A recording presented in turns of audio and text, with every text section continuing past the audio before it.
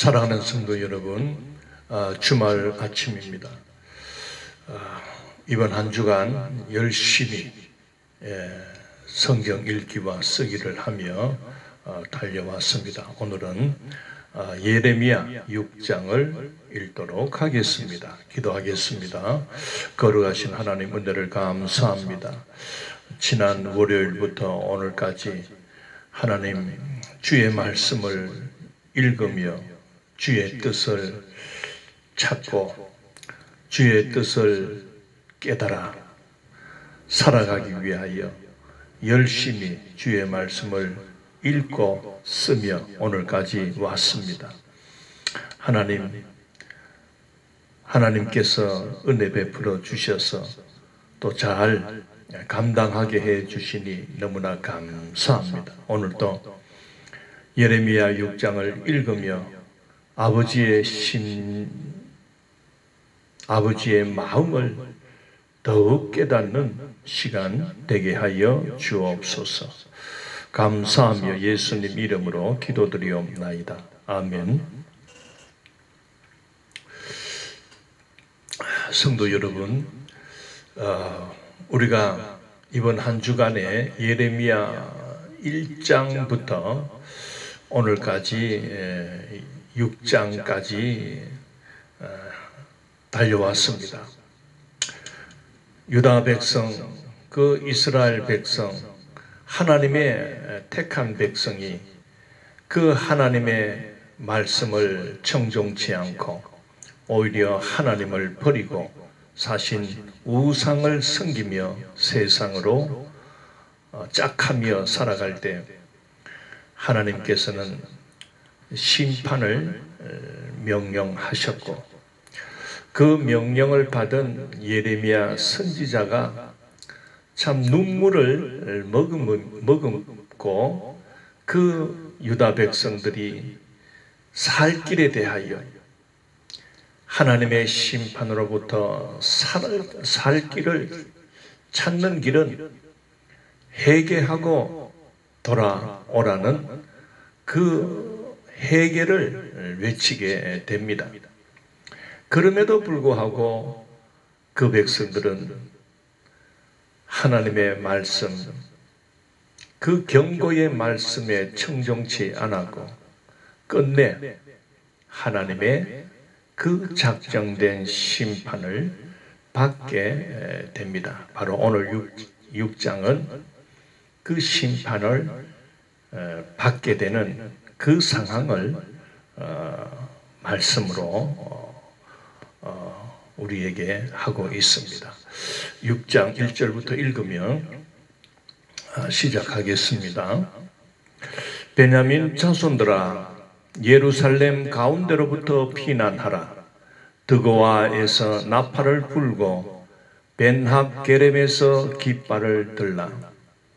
재앙과 큰 파멸이 북방에서 엿보아 오미니라.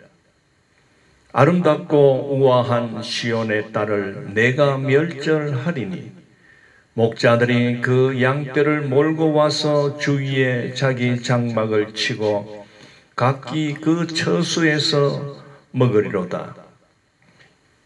여기에서 이 베냐민 자손들아 이렇게 말씀하신 것은 바로 그 베냐민 자손은 그 예레미야가 속한 그 족속입니다. 예레미야도 베냐민 지파의 후손이죠. 그래, 유다 백성들아, 그 말이나 같습니다. 왜냐하면 남쪽 그 유다 나라는 유다와 그 야곱의 12아들인 막내 아들인 베냐민 그 두 족속이 그 남쪽 유다 예루살렘 성을 위시해서 그렇게 내려왔던 것입니다. 그 이제 그 예루살렘 성으로부터 피난하라 하는 경고의 말씀을 하십니다. 그리고 드고아에서 나팔을 불고 벤합게렘에서 깃발을 들라. 이 북쪽에서 큰 재앙과 큰 파멸이 이제 들어닥친다 하는 경각심을 빨리 그 예루살렘 성에 살고 있는 자들에게 알려서 나팔을 불고 깃발을 들어라, 이제 빨리 알려라 하는 그런 그 긴박한 상황임을 보여주고 있습니다. 그래서 그 북쪽에서 재앙과 파멸이 오는데 그것은 바로 바벨론 군대입니다. 그 바벨론 군대는 그 신흥 강대국으로서 그 유다 나라 그 일대의 주변에 있는 뭐 작은 이런 약소 국가나 나라들을 파죽지세로 점령을 하고 침략을 하는 그런 상황에서 이제 유다에게까지 이제 온다는 것을 알려주고 있습니다. 그들이 어떤 모습으로 오느냐, 이 3절에서 예를 들지요. 그 양을 치는 그 목자에 비유합니다. 그 목자가 양떼들을 몰고 이 먹을 것이 있는 초지를 향해서 이래 들어오면 양들이 막 사방으로 퍼져가지고 뜯어먹습니다. 풀을 뜯어먹습니다. 바로 그와 같이 이 유다 나라 예루살렘 도성을 에워싸고 그들이 텐트를 치고 너희들을 공략할 것이다, 공격할 것이다, 그런 말씀입니다. 4절, 너희는 그를 칠 준비를 하라. 일어나라, 우리가 정오에 올라가자. 아하, 아깝다, 날이 기울어 저녁 그늘이 길었구나.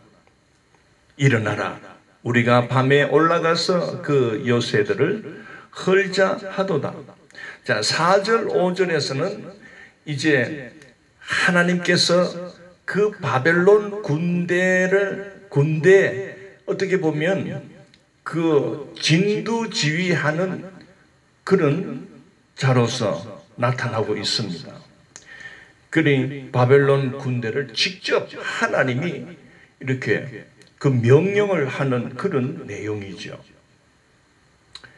너희는 그를 칠 준비를 하라. 자, 이 말의 본뜻은 이제 큰 전쟁을 치르기 위해서 출전하기 전에 나름대로의 어떤 그 종교적인 의식, 그것을 집행하라는 겁니다. 물론 하나님께서 어떻게 제사를 드려라 그런 것은 아닙니다. 그 시대에 이런 그 제국들은 그 출전을 하기 전에 그거를 전쟁을 하기 위해서 쳐들어가기 전에 이 군사들의 어떤 정신 교육 또는 이 성전 이런 것을 불태우기 위해서 그들이 믿는 그런 신 앞에 제사를 드렸던 것을 보게 됩니다. 그래서 올라가자, 일어나라, 예루살렘으로 쳐들어가자, 이제 이런 어떤 정신적인 메시지를 주고 있습니다. 5절에 보면 일어나라, 우리가 밤에 올라가서 그 요새들을 헐자 하도다. 보통 전쟁이 나도 그 시대는 밤이 되면, 저녁이 되면은 다 잠을 잡니다. 그런데 이번 전쟁은 속전속결로 낮에 정오에 출발하면 밤이 된다 해도 멈추지 말고 그 예루살렘 그 요새를 무너뜨리자, 그런 말씀이 되겠습니다. 자, 6절, 만군의 여호와께서 이와 같이 말하노라. 너희는 나무를 베어서 예루살렘을 향하여 목책을 만들라. 이는 벌받을 성이라. 그 중에는 오직 포악한 것뿐이니라. 자, 지금 하나님께서 그 바벨론 군대에게 그 전략을 지금 주고 있습니다. 그 전략은 예루살렘 도성이 이 참 아주 요새처럼 이 돌로 아주 강력하게 세워져 있는데 그냥 뭐 해서 그 성벽을 기어 올라갈 수 없다. 그러니까 성벽을 넘어갈 수 있도록 여기서 목책을 세우라. 여러분 그림이나 어떤 그 전쟁사를 나타내는 그림을 보게 되면 그 성을 공격할 때 그 성의 높이까지 흙이나 돌을 막 쌓아 올립니다. 그래가지고 비스듬하게 해가지고 쳐들어 이제 가는 그런 것이죠. 그래 나무로 이 탑을 세워가지고 어쨌든 그렇게 하라. 어떤 전략적인 것이 나옵니다. 왜? 그 예루살렘 성은 벌을 받아야 될 성이다. 그들은 그 중에는 오직 포악한 것뿐이다. 참 여러분, 그 예루살렘 성은 하나님이 사랑하는 그 택한 백성들이 살도록 한 그 아름다운 도성 아닙니까? 그런데 지금 와서 하나님은 자기의 백성된 그 유다를 진멸시키기 위해서, 벌 주기 위해서 멀리 떨어져 있는 그런 바벨론이라는 이방 나라를 지금 하나님은 자기 군대 끝에 불러가지고 때려라. 여러분, 왜 이렇게 하겠습니까? 그만큼 하나님이 그 유다 백성, 이스라엘 백성을 사랑했고, 이렇게 하나님의 마음을 모르고 이렇게 빗나가고 타락하며 우상을 섬기며 나갈 때 그 아버지의 마음으로 한번 혼쭐을 내야 되겠다. 여러분, 자식 키우는 부모님들은 다 그런 마음이 한 번씩 있을 겁니다. 참 자녀들이 그 아버지의 말을 어기고 부모의 뜻을 어기고 집을 나가고 돌아다니고 사고를 치고 이렇게 망나니 짓을 하게 될 때 그 아들을 놓은 그 부모의 심정은요, 저걸 죽이지도 못하고 그렇다고 놔둘 수도 없고, 그래서 한번 본때를 보여줘야 되겠다 해서 붙들어가지고 매질을 합니다. 요새는 또 막 그래 뭐 때렸다가는 난리 납니다. 요새 우리 부모된 여러분 절대 그 자식을 그렇게 때리면 안 됩니다. 그러나 성경의 말씀을 읽어보면 하나님의 그 교육 방법에는 이 전쟁을 일으키기까지 합니다. 자, 7절, 샘이 그 물을 솟구쳐 냄같이 그가 그 악을 드러내니 폭력과 탈취가 거기에서 들리며 질병과 살상이 내 앞에 계속하느니라. 예루살렘아, 너는 훈계를 받으라. 그리하지 아니하면 내 마음이 너를 싫어하고 너를 항폐하게 하여 주민이 없는 땅으로 만들리라. 7절, 8절은 정말 어쩔 수 없다. 너희들은 내 말을 좀 제발 들어라. 그런데도 너희들은 끝까지 나를 반역하고 나가니 어쩔 수 없다. 너희들은 샘이 그 물이 솟구쳐 낸같이 너희들에게서 나오는 것은 폭력과 탈취가 만연하다. 즉 힘센 권력을 가진 자들은 약한 자들을 폭력으로 빼앗고 탈취하고, 응? 그리고 거기에서 들리며 질병과 살상이 내 앞에 계속하느니라. 만연된 사회의 악들이, 즉 도덕적으로나 윤리적으로 이제 금도를 넘었다.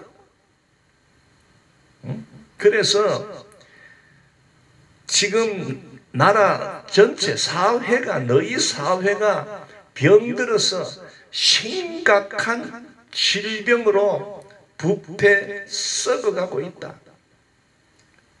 극약 처방을 하지 않으면 안 되겠다. 제발 지금이라도 깨닫고, 너희들이 잘못 살았음을 깨닫고 돌아오면 용서해 주겠다. 그 절박한 우리 하나님 아버지의 마음이 나타나고 있습니다. 자, 9절.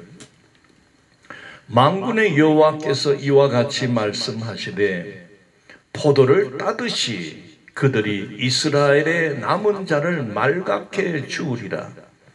너는 포도 따는 자처럼 내 손을 강주리에 자주 놀리라 하시나니.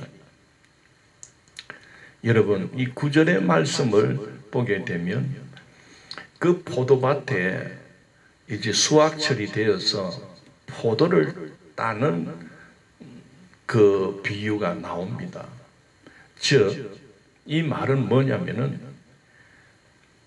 바벨론 군대가 이제 쳐들어오는데, 그 바벨론 군대가 처음 쳐들어왔을 때가 BC 한 605년 경입니다. BC 605년, 즉 예수님 탄생을 기점으로 605년 경에 전에 일어났다, 그 말입니다.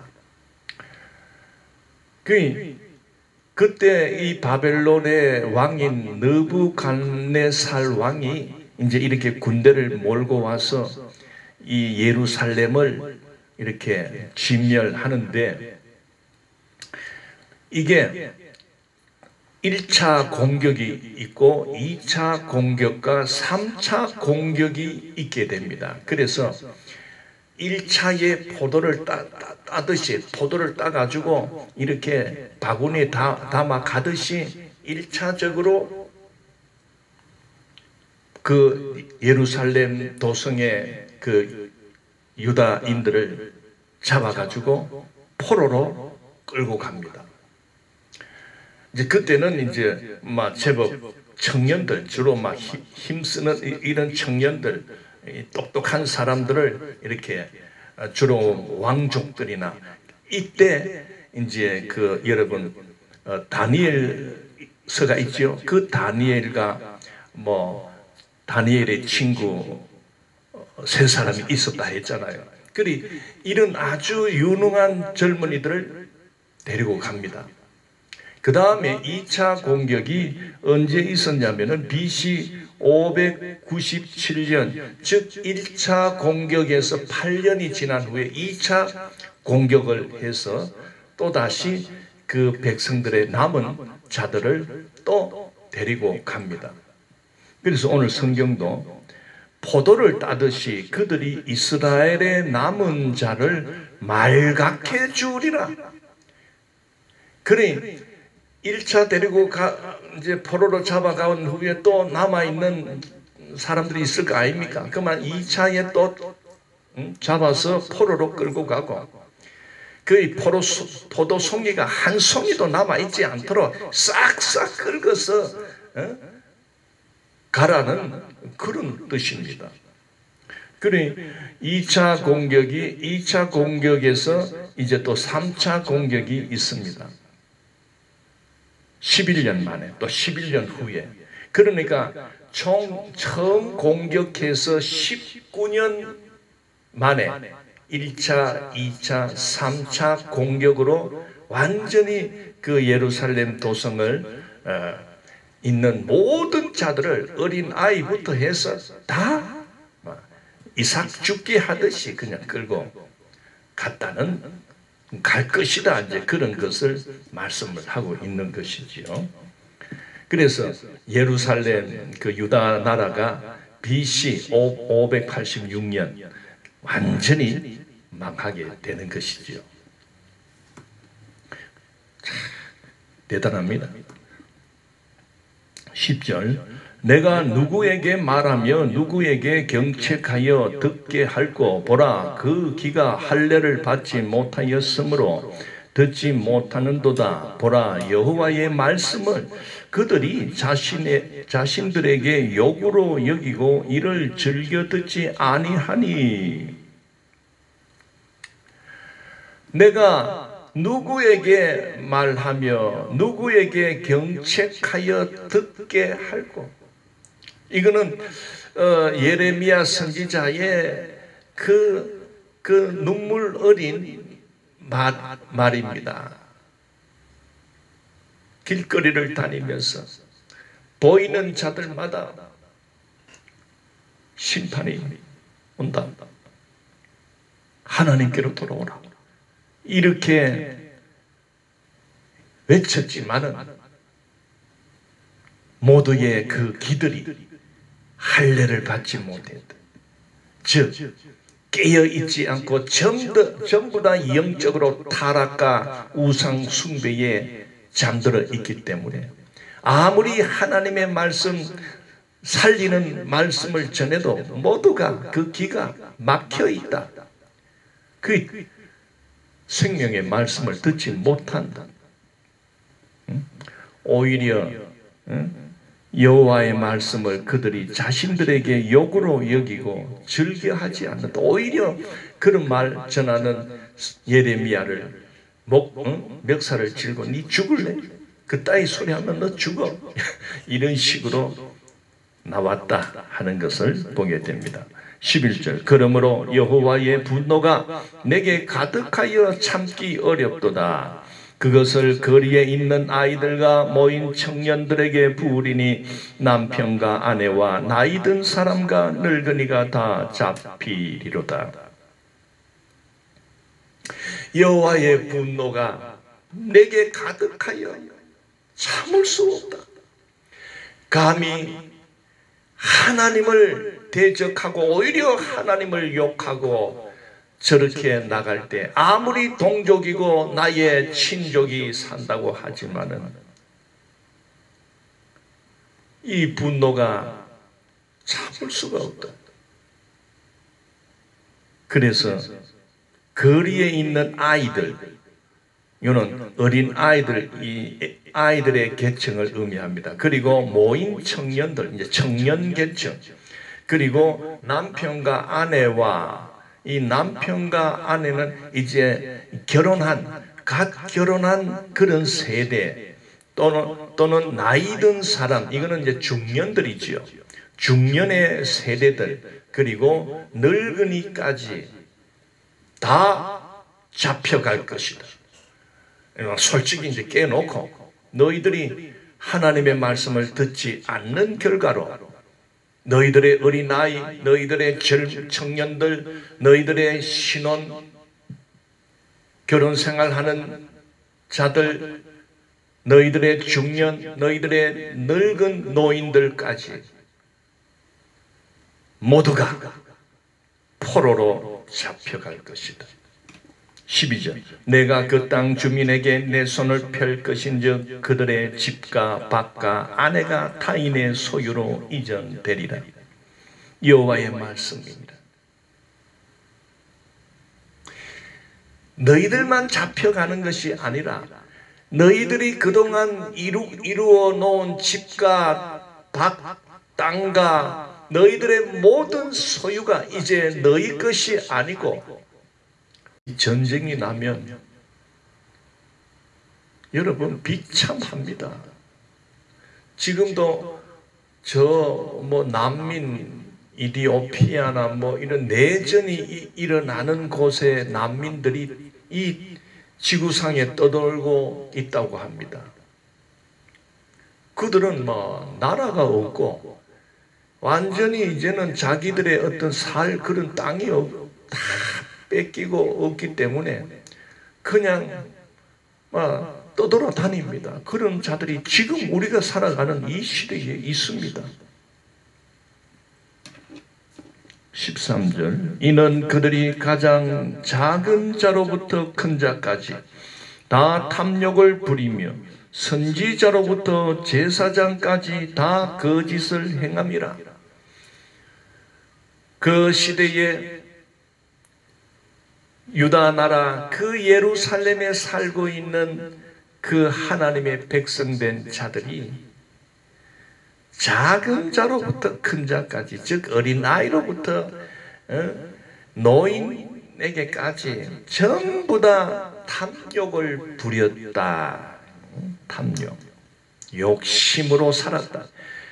이 하나님을 기준 삼지 않고 하나님을 없이 살아가는 자들은요, 전부 자기 생각이 기준이고 표준입니다. 그러니 자기 생각은 자기의 이익을 위해서 하는 모든 짓은 그거는 타당한 거예요. 자기가 기준이니까. 훔치고 싶으면 훔치는 겁니다. 왜? 탐욕으로 살아가기 때문에. 그래 놓고 너 남의 물건 훔치면 괜찮아, 이렇게 누가 나쁜 거야 지적하면 웃기지 마. 힘센 놈이 최고야, 힘 있는 놈이 최고야, 이렇게 자기 합리화를 하면서 그렇게 나갑니다. 그리고 이스라엘 유다 백성들이 그 짓을 한 거예요. 전부 다. 그 다음에 선지자로부터 제사장까지 다 거짓을 행합니다. 이 말은 뭡니까? 종교 지도자들, 제사장이나 선지자들이, 이 거짓된 선지자들, 제사장들이, 그들도 사람인지라 하나님의 계명과 율법을 무시하고 살다 보니 전부 눈에 도끼가 들어가지고 해먹는 것만 찾아다니면서 백성도 해먹고 자기들도 해먹고 전부 그냥 부당 이익을 취득하고 불법을 자행하고 불의를 자행하고 타락, 탈선, 그런 짓을 했다 그 말입니다. 오늘 우리 사회하고 비교해 보면은요, 한 개도 틀린 게 없어요. 참 이 말씀을 읽으면서 참 목사된 제 심정이 떨립니다. 한국교회, 우리 교회들이 그동안 뭘 했는가?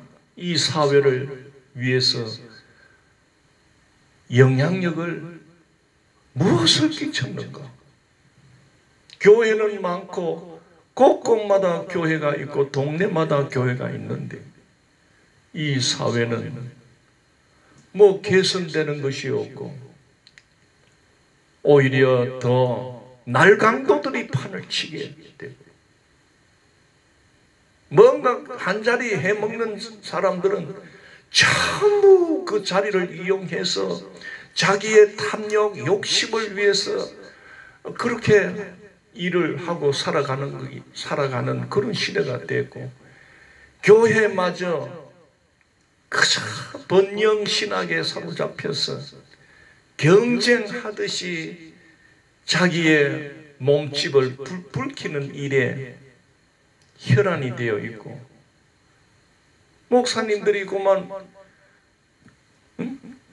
거기에 그냥 목회 성공을 어쨌든 교인 수를 많이 불키는 것이 또 세상에서는 또 야 성공했다, 야 큰 교회 만들었구나, 야 정말 하나님도 기뻐하실 거야, 세상의 인기를 얻기 위해서 그저 사랑하는 성도 여러분, 이 시대 교회가 새롭게 거듭나지 아니하면 우리가 살아가는 이 사회, 인류는 소망이 없습니다. 그런데 이 인류의 구원을 위하여 복음을 외치라고 목사로 세우고 전도사로 부르고 장로를 장로로 부르고 권사로 부르고 이 직분을 하나님께서 주었지만은 오히려 그 직분을 이용해서 교회 안에서도 인기를 얻기 위해서 또는 많은 숫자가 모여들기 위해서 생쇼를 하고, 저도 회개할 게 너무 많습니다. 날마다 정말 회개합니다. 내가 잘못 살았습니다. 그 경쟁, 그 눈에 보이지 않는 그 경쟁 구도로 교회들이 나아가니까 거기에 뒤처지지 않기 위해서 하다가 나름대로 일을 한다고 하는데 많은 자들은 실패를 하고 성공한 자들은 어깨에 힘이 들어가고 자기 말이 진리다 켜서고 그만 여기에 놀아나게 돼요. 저도 이 코로나 오기 전까지는 그 번영 신학에 사로잡혀 어쨌든 나도 목회를 성공해야 되겠다. 그러다 보니 진정한 본질은 외면하고 비본질에 매여서 꿍꿍거리며 매달리고 살아왔던 것을 생각할 때 얼마나 부끄러운지요. 15절, 14절 그들이 내 백성의 상처를 가볍게 여기면서 말하기를 평강하다 하나 평강이 없도다. 거짓 선지자들은 하는 말이 그겁니다. 그저 잘 될 거다, 복 받아라,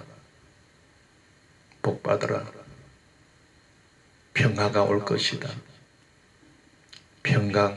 평강이 올 것이다. 귀에 듣기 좋은 소리만 해댔다 그 말입니다.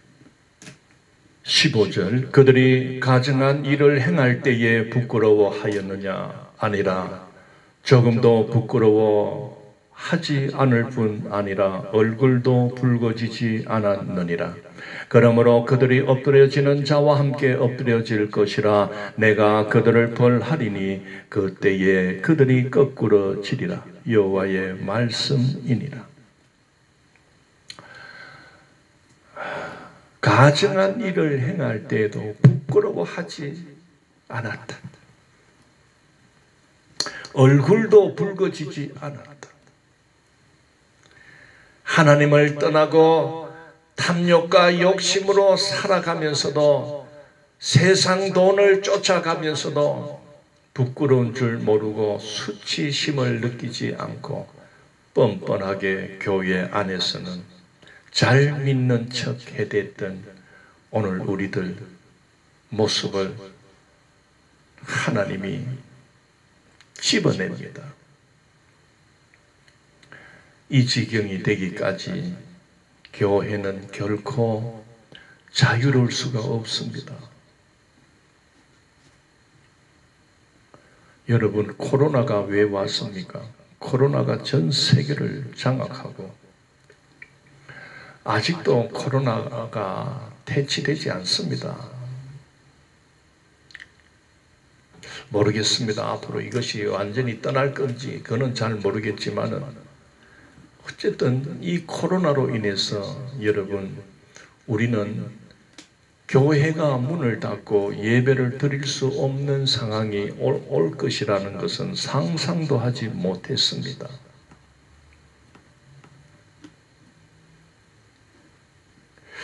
여러분, 이 코로나를 주시해야 됩니다. 바로 이 시대에 교회된 오늘 교회에 하나님께서 단호하게 말하는 심판의 경고의 음성입니다.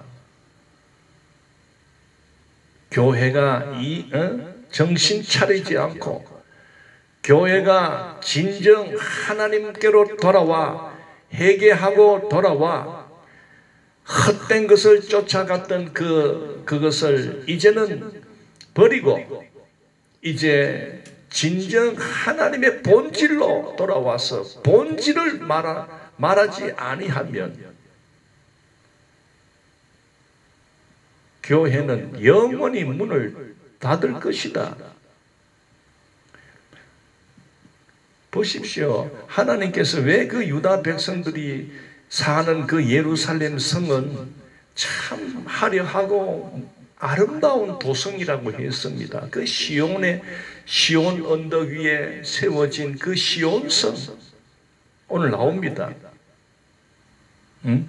2절에 말했잖아요. 아름답고 우아한 시온의 딸을 왜 내가 심판하고 멸절해야 되겠는가?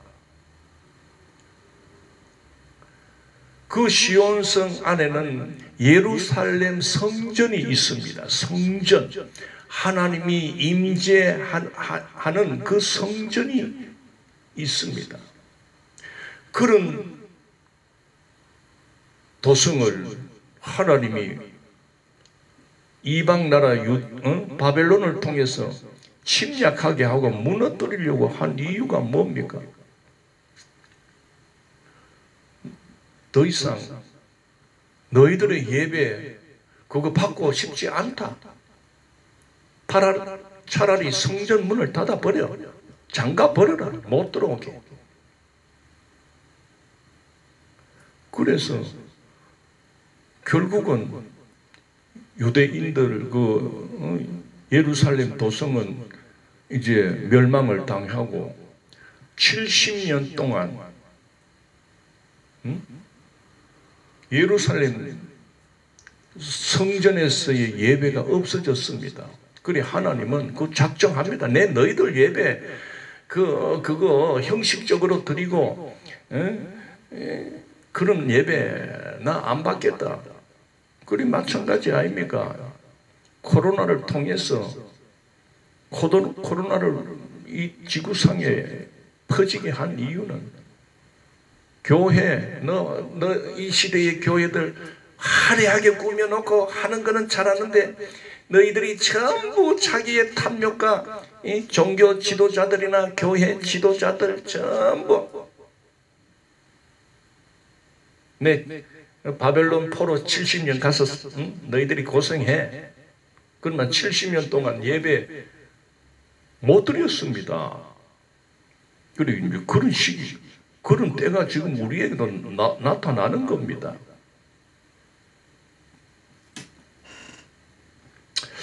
자, 16절 여호와께서 이와 같이 말씀하시되 너희는 길에서 서서 보며 옛적 길 곧 선한 길이 어디인지 알아보고 그리로 가라. 너희 심령이 평강을 얻으리라 하나 그들의 대답이 우리는 그리로 가지 않겠노라 하였으며 내가 또 너희 위에 파수꾼을 세웠으니 나팔 소리를 들으라 하나 그들의 대답이 우리는 듣지 않겠노라 하였도다.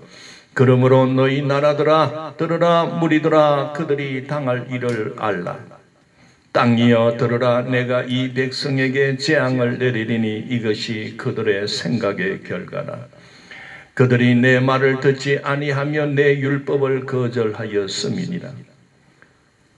시바에서 유황과 먼 곳에서 향품을 내게로 가져오면 어찌함이냐. 나는 그들의 번제를 받지 아니하며 그들의 희생 제물을 달게 여기지 않노라. 그러므로 여호와께서 이와 같이 말씀하시되 보라, 내가 이 백성 앞에 장애물을 두리니 아버지와 아들들이 함께 거기에 걸려 넘어지며 이웃과 그의 친구가 함께 멸망하리라. 20절에 나오잖아요. 시바에서 유황과 먼 곳에서 향품을 내게로 가져오면 어찌함이냐. 나는 그들의 번제를 받지 아니하며 그들의 희생 제물을 달게 여기지 않노라. 너희들의 그 형식적으로 그저 번쩍번쩍하는 유황과 뭐 금을 가지고 나와서 그렇게 치장을 하고 그런다고 하는데, 나는 너희들의 번제, 너희들의 희생 제물을 달게 여기지 않는다. 안 받겠다. 너희들의 예배를 안 받겠다.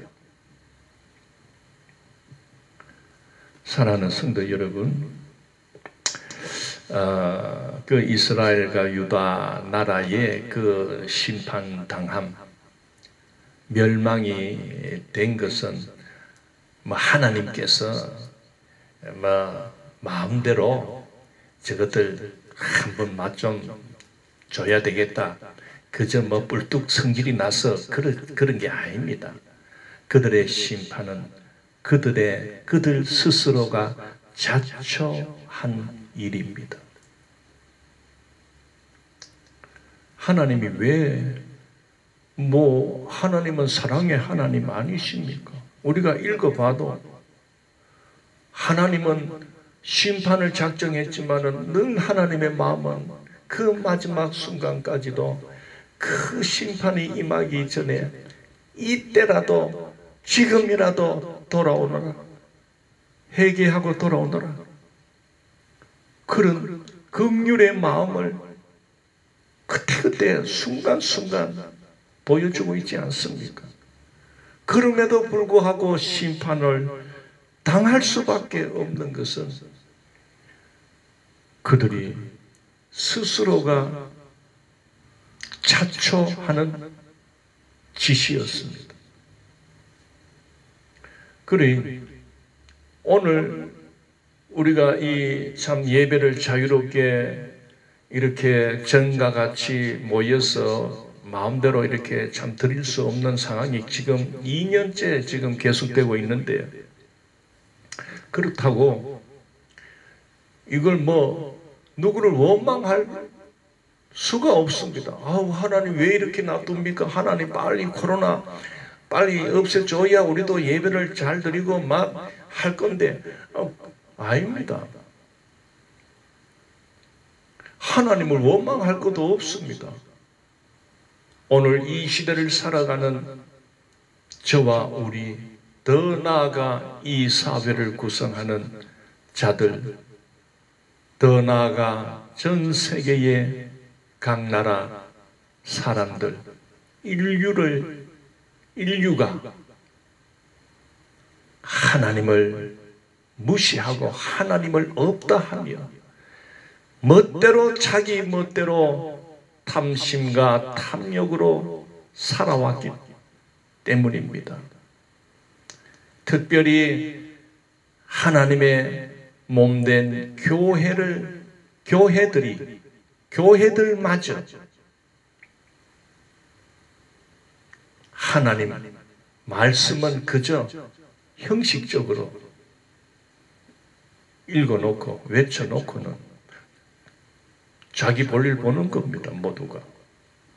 거기에 대한 우리 모두가 자초한 일입니다. 회개하는 수밖에 없습니다. 회개하고 철저히 잘못을 인정하고 이제는 완전히 우리의 생각과 의식과 우리의 가치관을 이제는 전적 하나님 중심으로 나가야 됩니다. 하나님을 기준 삼고 하나님이 이 인생의 삶의 표준입니다. 하나님 떠나서는 전부 흔들거리는 겁니다. 전부 그냥 지 욕심대로 살 수밖에 없습니다. 그러니 모두가 인류가 살 길은 모두가 하나님을 나의 주로 믿는 길밖에 없습니다. 그래서 하나님의 말씀을 지키며 그 말씀에 순종하며 사는 길밖에 없습니다. 그런데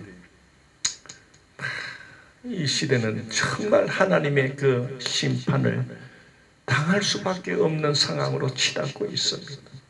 우리 주님이 오실 수밖에 없습니다. 그런데 우리 주님이 오시는 그날은 이 세상 이제 인류를 향한 심판이 일어나는 날입니다. 오늘 그래도 우리 모두는 우리 사람의 지혜, 사람의 어떤 힘으로 이 세상을 평화롭게 안전하게 그렇게 안 됩니다.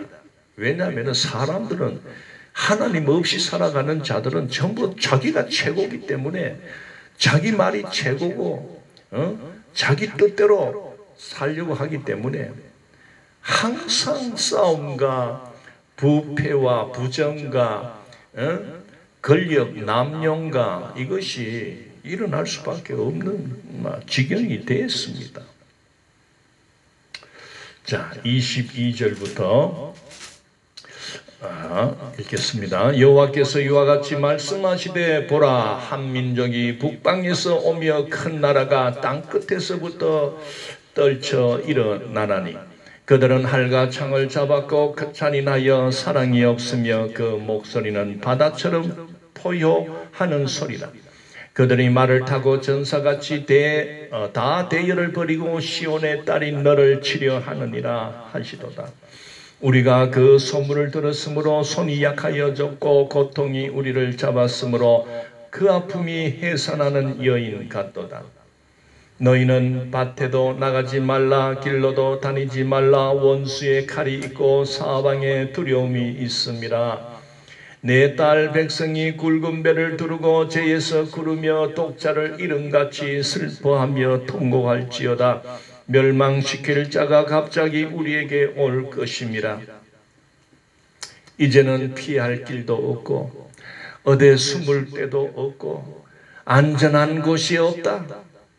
너희들은 이제 죄를 뒤집어 쓰고 굵은 배를 두르고 너의 자식들이 이런 심정으로 슬퍼하며 통곡할지어다.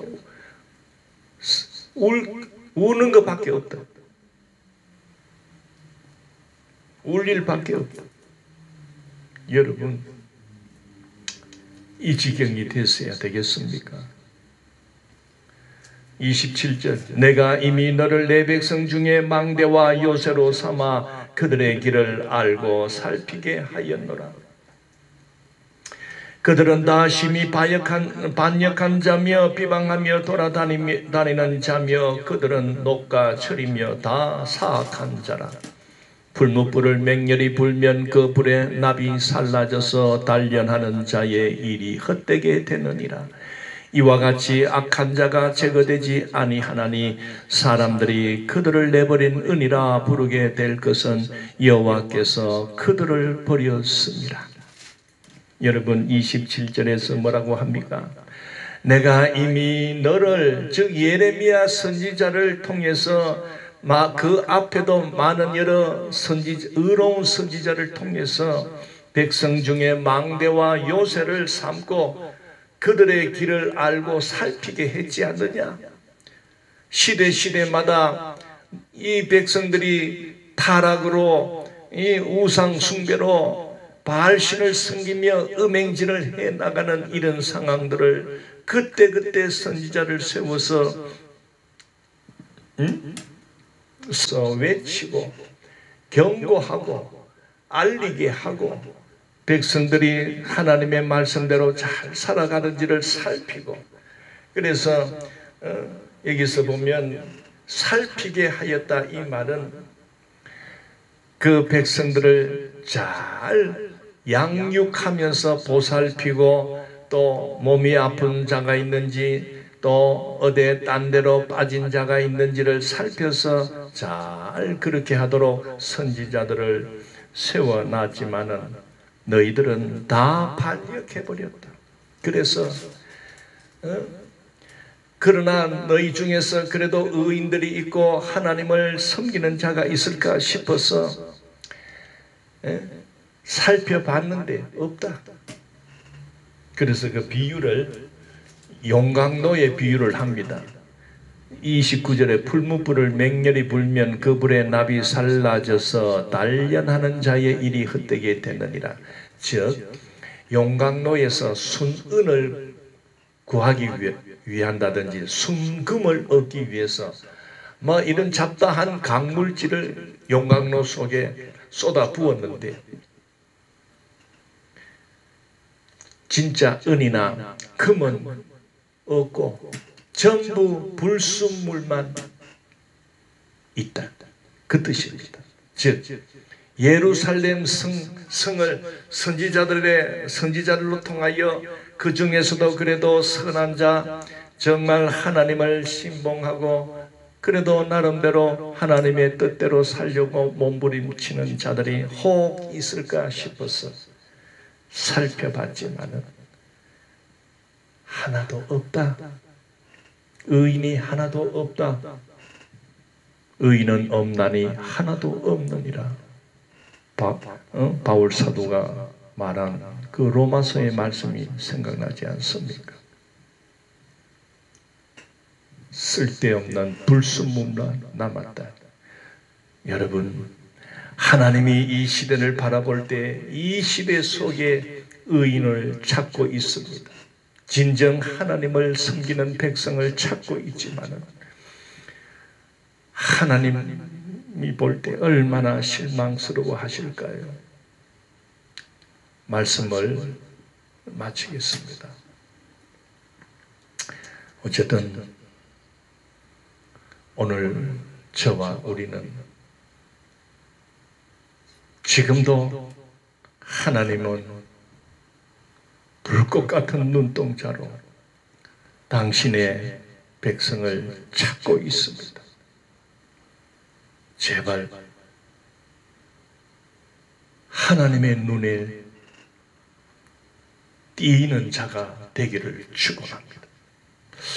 자, 여기서 마치고 내일은 주일입니다. 주일날은 방송을 하지 않겠습니다. 저도 또 내일 주일 준비를 해야 되고 하기 때문에 그렇습니다.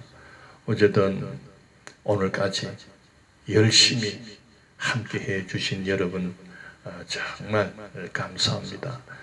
주일에는 전부 교회에 모여서 정말 이제는 참된 예배, 하나님이 받으시는 참된 예배자가 되기를 축원합니다. 기도합시다. 하나님 아버지 은혜를 감사합니다. 이렇게 주말까지 성경 읽기와 성경 쓰기를 하게 해 주셔서 감사합니다. 내일 주일을 잘 준비해서 그냥 형식적으로 그렇게 예배하는 자가 되지 말고 온 마음을 다하여 정말 하나님을 영광 돌리며 하나님을 찬송하는 그런 참된 예배자로 내일 주일을 지키게 해 주옵소서. 감사하며 예수님 이름으로 기도드리옵나이다. 아멘. 예, 다음 주 월요일 날 뵙도록 하겠습니다.